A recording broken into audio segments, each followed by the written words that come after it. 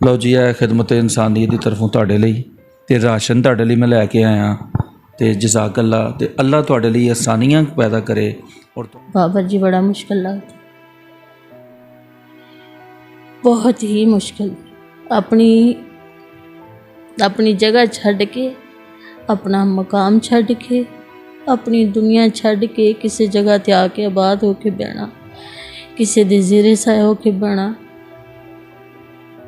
बहुत मुश्किल है, बड़ा ही मुश्किल है। बस मैं अल्लाह की दुआ करांगी कि अगर ऐसे लोग होर भी ने ना, तो मेरे परवरदिगार इस रमज़ान के महीने का वास्ता तैन अपने सोहने नबी का सदका करके अल्लाह की ज़ात उन्हां दी मदद करे और उन किसी का सदका करके अल्लाह साड़ियाँ भी इज़्ज़तां शर्मा रखे कि ना तो असी बेहिस लोग हाँ, ना असी जुल्म कर सकने, ना किसी को खो सकने। वो दिल ही नहीं अल्लाह ने दिता, असी सिर्फ दुआ कर सकते। तुसी माशाअल्लाह आप कमाते रहे, आप कई लोगों का ख्याल करते, अज वक्त तुहानूं एक ऐसे मोड़ ते लाया है कि तुसी आप किसी दे मुंतज़र हो, तो कितनी क मुश्किल है ज़िंदगी गुजारनी।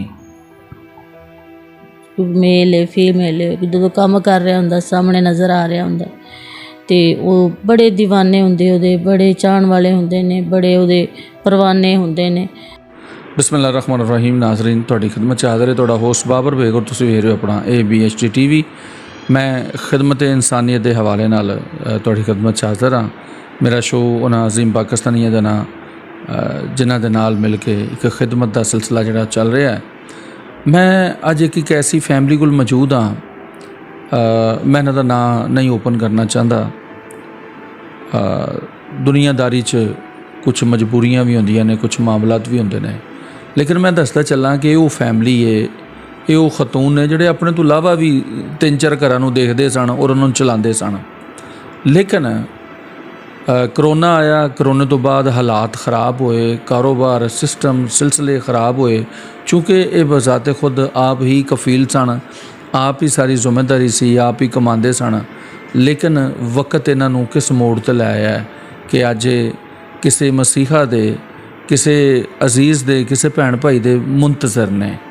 तो सदा पातशाही मेरे अल्लाह रब्बुल इज़्ज़त दी है जिंदगी इन्हां नूं किहड़े मोड़ ते लै आई है, किहड़ियां परेशानियां च ये पै गए ने, इन्हां नाल गल करने। अस्सलाम वालेकुम जी। जी वालेकुम अस्सलाम। पहले तो ये दसो कि तुहाडा वक्त कैसा गुजर रहा है, लाइफ कैसी गुजर रही है? जी अल्लाह की ज़ात जिहड़े हाल च रखे अलहमदुलिल्लाह, मेरे मालिक का करम होना चाहिए। बाकी है तो मुश्किल है, बड़ा टफ, बहुत ही टफ, जड़ा कि गुजारिया नहीं जाता। लेकिन हुक्म रब्बी समझ के अल्लाह की ज़ात के फरमान के मुताबिक असी हर वक्त के नाल, हर टाइम के नाल कोशिश करी दी है कि गुजर बसर कर जाइए। लेकिन किसी के मुतहत रह के ते गुजर बसर करना जड़ा ना बहुत मुश्किल, बहुत ही मुश्किल। ये नहीं होता।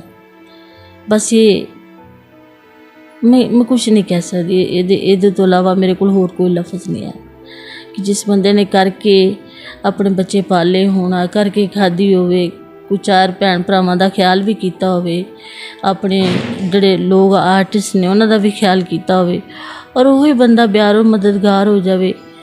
जे अगर वो बीमार है तो किसी को नहीं पता, जे वो नहीं चल सकता तो किसी को नहीं पता, जो भुखा है तो किसी को नहीं पता, जो किसी जोगा भी नहीं हैगा तो किसी को नहीं पता। मैनू नहीं समझ आई कि असी किहड़े मुल्क च रह रहे हैं। जाके तुसी होर मुल्कां च वेखो जाके कि कित्थे किवें किवें लोग तरक्कियां कर गए ने। एक आर्टिस्ट हुंदा, छोटा जिहा फनकार हुंदा, आर्टिस्ट हुंदा, लोग उन्हां दी किन्नी परवाह करदे ने, हुकूमतां किन्नी परवाह करदियां। साडियां हुकूमतां ने उन्हां दे अपने मसले मसाइल नहीं हल हुंदे, उन्हां ने साडा की करना। तो असी तो यही दुआ कर सकने कि अल्लाह की ज़ात खुद ही साढ़े आस्ते कोई बेहतरी दा समान पैदा कर दे कि जिहदे नाल असी लोग ईजी हो जाए। तुसी माशाअल्लाह आप कमाते रहे, आप कई लोगों का ख्याल करते, अज वक्त तुहानूं एक ऐसे मोड़ ते लाया है कि तुसी आप किसी दे मुंतज़र हो, तो कितनी क मुश्किल है ज़िंदगी गुजारनी। बाबर जी बड़ा मुश्किल लगता, बहुत ही मुश्किल।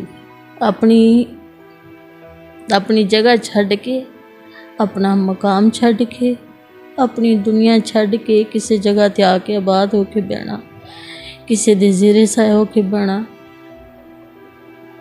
ਬਹੁਤ ਮੁਸ਼ਕਿਲ ਹੈ, ਬੜਾ ਹੀ ਮੁਸ਼ਕਿਲ।